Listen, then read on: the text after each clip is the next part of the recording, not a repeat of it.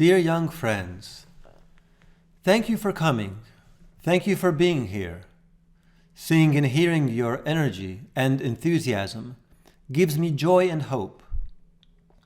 For this I am thankful. I am also grateful to Leonardo, Miki, and Masako for their words of testimony. It takes great courage to open your hearts and share as you did. I am sure that your voices echoed those of many of your classmates present here. Thank you. I know that there are young people from other nationalities among you, some of whom are seeking refuge. Let us learn to build together the society we want for tomorrow.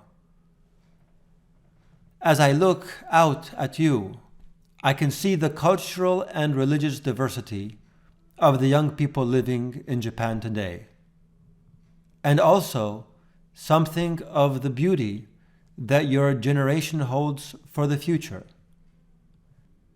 Your friendship with one another and your presence here remind everyone that the future is not monochrome.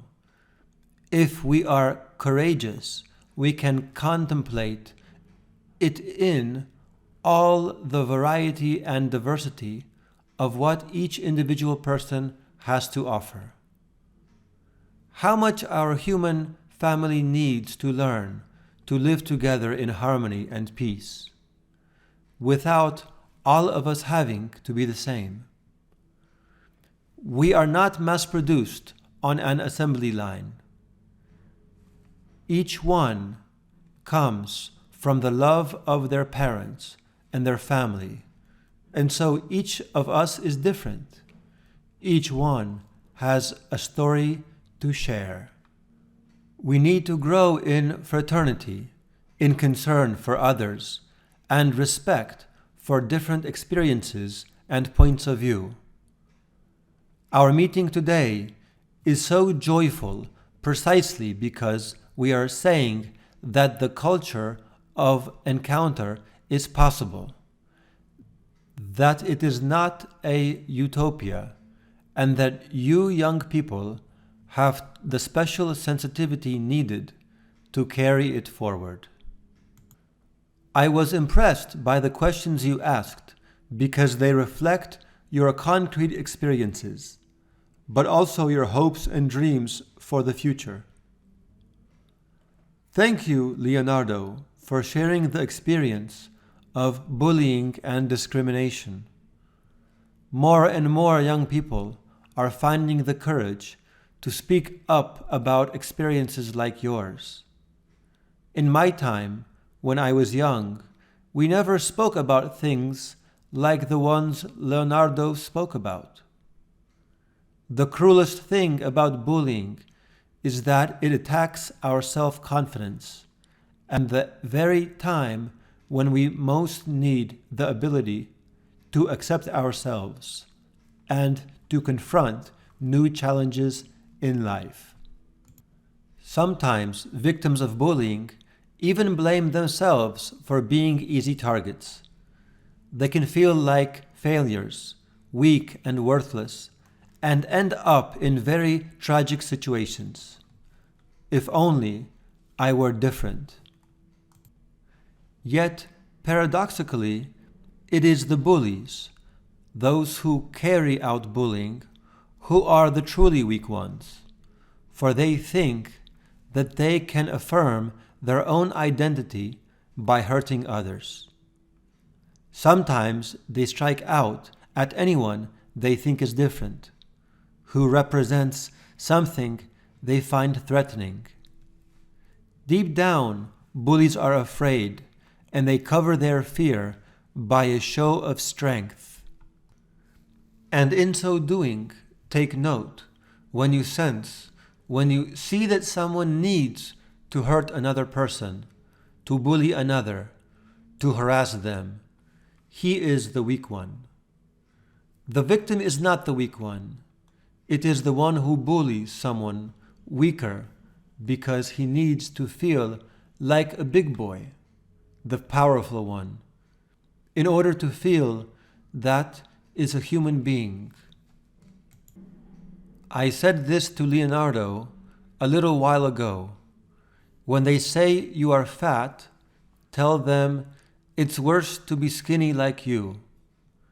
We must all unite against this culture of bullying. All of us together against this culture of bullying, and learn to say enough. It is an epidemic, and together you can find the best medicine to treat it. It is not sufficient that educational institutions or adults use all the resources at their disposal to prevent this tragedy.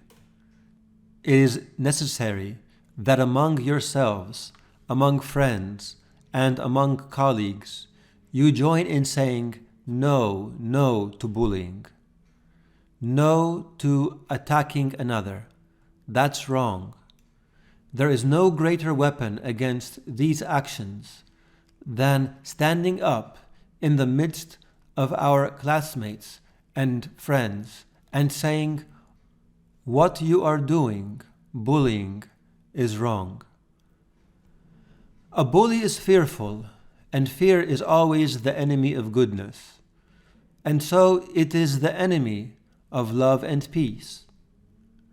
The great religions, all the religions that we practice, teach tolerance, teach harmony, teach mercy. Religions do not teach fear, division, and conflict.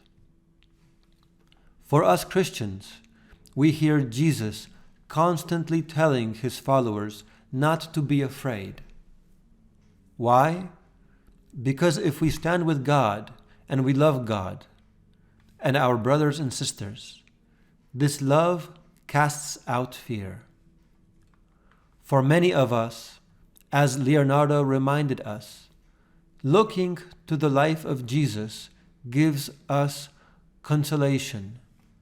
For Jesus himself knew what it was to be despised and rejected, even to the point of being crucified. He knew too what it was to be a stranger, a migrant, someone who was different. In a sense, and here I am speaking to Christians and non-Christians who can see him as a religious model. Jesus was the ultimate outsider, an outsider who was full of life to give. Leonardo, we can always look at all the things we don't have, but we can also come to see all the life that we can give and share with others. The world needs you. Never forget that. The Lord needs you. He needs you so that you can encourage all those people around us who are looking for a helping hand to lift them up. I would like to tell you something which will stand you in good stead for your lives. To look at someone with contempt, with scorn, is to look them up and down. That is to say, I am superior and you are inferior. But there is only fair and right way to look a person up and down, to help them to get up. If one of us, and that includes me, looks a person up and down with contempt, it doesn't amount to much. But if one of us looks a person up and down to give them a hand, to help them get up, that man or that woman is truly great. So when you look someone up and down, ask yourselves, where is my hand? Is it hidden, or is it helping this person to get up? And you will be happy, okay? Now this involves developing a very important but underestimated quality, the ability to learn to make time for others, to listen to them, to share with them, to understand them. Only then can we open our experiences and our problems to a love that can change us and start to change the world around us. Unless we are generous in spending time with others, in wasting time with them, we will waste time on many things that, at the end of the day, leave us empty and confused, stuffed, as they would say in my home country. So please make time for your family, dedicate time to your friends, and also make time for God through meditation and prayer. Each one of us according to his or her own belief. And if you find it hard to pray, don't give up. A wise spiritual guide once said, prayer is mostly just a matter of being there. Be still, make space for God to come in. Let him look at you, and he will fill you with his peace. That is exactly what Miki talked about. Miki asked how young people can make space for God in a society that is frenetic and focused on being competitive and productive. More and more, we see that a person, a community, or even a whole society can be highly developed on the outside, but have an interior life that is impoverished and underdeveloped, lacking real life and vitality. They seem like ready-made dolls that have nothing inside. Everything bores them. There are young people who do not dream. A young person who does not dream is a terrible thing. One who does not make space for dreaming, for God to enter in, for dreams to enter in so that the person can live a fruitful life. There are men and women who have forgotten how to laugh, who do not play, who have no sense of wonder and surprise. They are like zombies. Their hearts have stopped beating. Why? Because of their inability to celebrate life with others. Listen, you will be happy, you will be fruitful, if you maintain your ability to celebrate life with others. How many people throughout our world are materially rich but live as slaves to unparalleled loneliness? I think of the loneliness experienced by so many people, young and old, in our prosperous but often anonymous societies. Mother Teresa, who worked among the poorest of the poor, once said something prophetic, something deep. Loneliness and the feeling of being unloved is the most terrible form of poverty. It might be good to ask ourselves, for me, what is the worst form of poverty? What would be, for me, the greatest kind of poverty? And if we are honest, we will realize that the worst kind of poverty we could face is loneliness and the feeling of being unloved. Do you understand? Is this really boring, or may I keep going? Is it boring? We don't have long to go. Combating this spiritual poverty is a task to which we are all called, and in which you, the youth, have a special role to play, because it demands a major change in priorities, in our options. It means recognizing that the most important thing is not what I have or can acquire, but with whom I can share it. It is not so important to focus on what I live for, but whom I live for. Learn to ask yourselves this question: not what do I live for, rather, for whom do I live? With whom do I share my life? Things are important, but people are essential. Without them, we grow dehumanized.